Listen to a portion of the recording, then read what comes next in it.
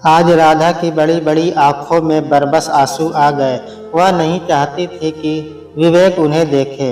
वह तेज कदमों से अपने कमरे में चली गई। वह मन को बहुत समझाती है कि उनकी और उनकी जेठानियों की परिस्थितियों में बहुत अंतर है। न उनसे अपनी तुलना करनी है और न किसी की बातों को सुनकर मन को उदास करना है। यह तो वह विवेक के पहले ही जानती थी कि उसे परिवार में एक बहू के रूप में स्वीकारना किसी को रास नहीं आएगा। फिर भी उसने विवेक के प्रेम में बढ़कर उससे शादी की। विवेक ने तो मुझे सच्चे मन से अपनाया है। न वह तो मुझसे बेहद प्यार करता है और जब तक विवेक का प्यार और विश्वास मेरे साथ है, मुझे उदास नहीं होना है और न कमज़ोर पड़ना है। बस यही एक बात थी जो उसे संभल प्रदान करती थी। परिवार के लोगों की उपेक्षा से विवेक के प्यार का पल्ला भारी था। शायद राधा के आंसू ने विवेक के हृदय पर दस्तक दी और वह राधा के पीछे पीछे कमरे में आया। बोला, ये क्या राधा, तुम्हारी आंखों में आंसू? मैं हूं ना तुम्हारे साथ और हमेशा रहूंगा। तुम नहीं मानती, मगर मुझे विश्वास है तुम्हारे जिन गुणों की खुशबू ने मुझे अपनी गिरफ्त में लिया है, उस खुशबू का असर आज नहीं तो कल माँ पापा पर जरूर होगा। आज वे जिन बहुओं के साथ तुम्हारी अपेक्षा करते हैं, कल उन्हीं के सामने तुम्हारी प्रशंसा करेंगे। बस तुम जैसी हो वैसी ही रहना। आप बेकार परेशान हो रहे हैं, ऐसी कोई बात नहीं है। आप मेरे साथ हैं, मुझे और क्या चाहिए? राधा ने विवेक से कहा। राधा इस प्रतिष्ठित परिवार की सबसे छोटी बहू थी। सेठ दीनानाथ जी का कपड़ों का व्यापार था। बड़ा बेटा नीरज उनके साथ ही काम करता था। दूसरा बेटे पंकज बर्तनों का व्यापारी था। तीसरा बेटा धीरज बैंक में ऑफिसर था। तीनों की कमाई बहुत अच्छी थी और तीनों के ससुराल वाले धनवान थे। तीनों बहुत सारा दहेज लेकर आई थी। राधा के ससुराल वाले धन के पुजारी थे, इसलिए गरीब घर की राधा उन्हें रास नहीं आ रही थी। विवेक एक सरकारी स्कूल में शिक्षक के पद पर कार्य कर रहा था। राधा उसी विद्यालय में शिक्षिका थी। उसका मुद्र व्यवहार, सबके प्रति दया भाव, उनकी वृद्धता, सहजता कुछ ऐसे गुण थे जिसने विवेक को आकृष्ट किया। उसने राधा से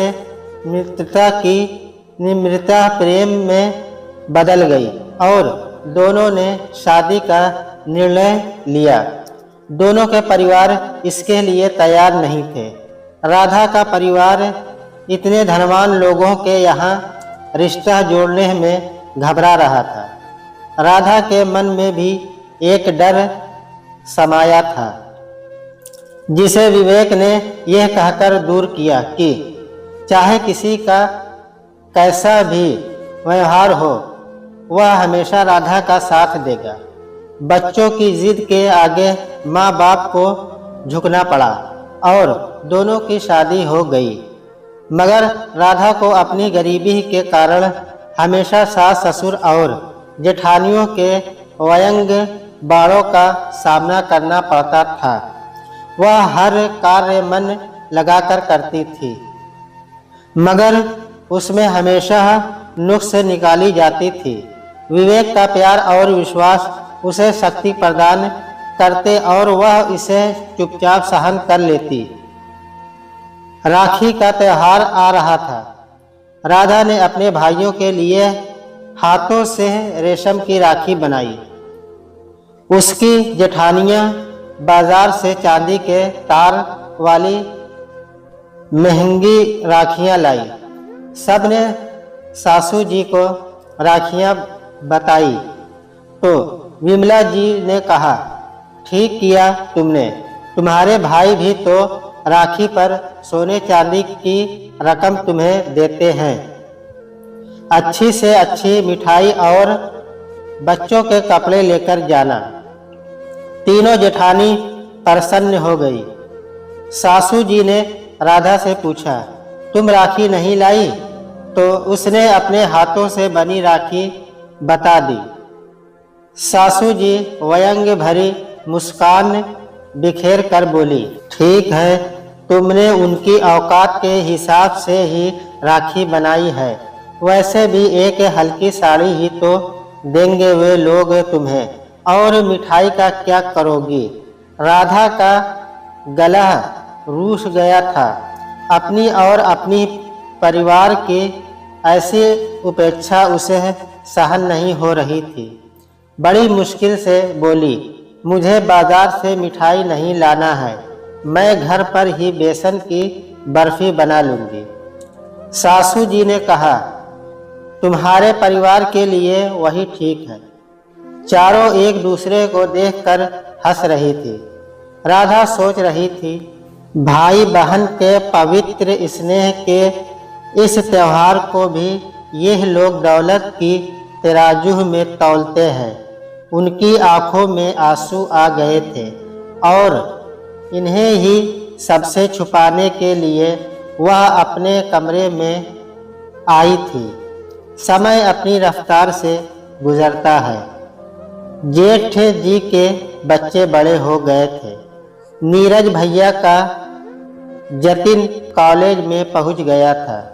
पंकज भैया का सौरभ 12वीं कक्षा में और धीरज भैया की 2 बेटियां भी थी जो स्कूल में पढ़ने जाती थी, मगर पढ़ाई में रुचि जरा भी नहीं थी। वह अपने नाज नखरे में ही लगी रहती। किसी बच्चे में संस्कार नाम की कोई बात नहीं थी। दीनानाथ जी की ढलती उम्र थी और उनसे काम हो नहीं पा रहा था। नीरज ने अपनी नई दुकान खोल ली। दीनानाथ जी अकेले रह गए। सासू जी का व्यर्थ भी अब ठीक नहीं रहता था। उनकी सेवा कौन करे? तीनों जेठानियों ने अपने पति को सिखा पढ़ाकर अलग गृहस्थी बसा ली। अपना अपना हिस्सा लेकर तीनों अलग हो गए। सबके मन में स्वार्थ आ गया था। जब तक माँ पापा सक्षम थे वे साथ में रहे। अब उनकी जिम्मेदारी संभालने के लिए कोई तैयार नहीं था। पूरे घर में सन्नाटा छा गया था। तीनों बेटों के जाने से दीनानाथ जी और उनकी पत्नी विमला देवी पूरी तरह टूट गए थे। घर में सिर्फ वे दोनों, विवेक राधा और उनका संस्कारी बेटा राघव जो 7वीं कक्षा में पढ़ता था, रह गए। एक दिन दीनानाथ जी ने विवेक को अकेले बैठे देखा तो बुझे मन से पूछा, बेटा विवेक, क्या तुम और राधा भी अपना हिस्सा लेकर अलग रहने चले जाओगे? विवेक ने कहा, पापा आप जैसी बातें कर रहे हैं, आप चाहे तो हमारे हिस्से की धन दौलत भी मेरे भाइयों को दे दे, और राधा तो बस अपना प्यार और आशीर्वाद चाहते हैं।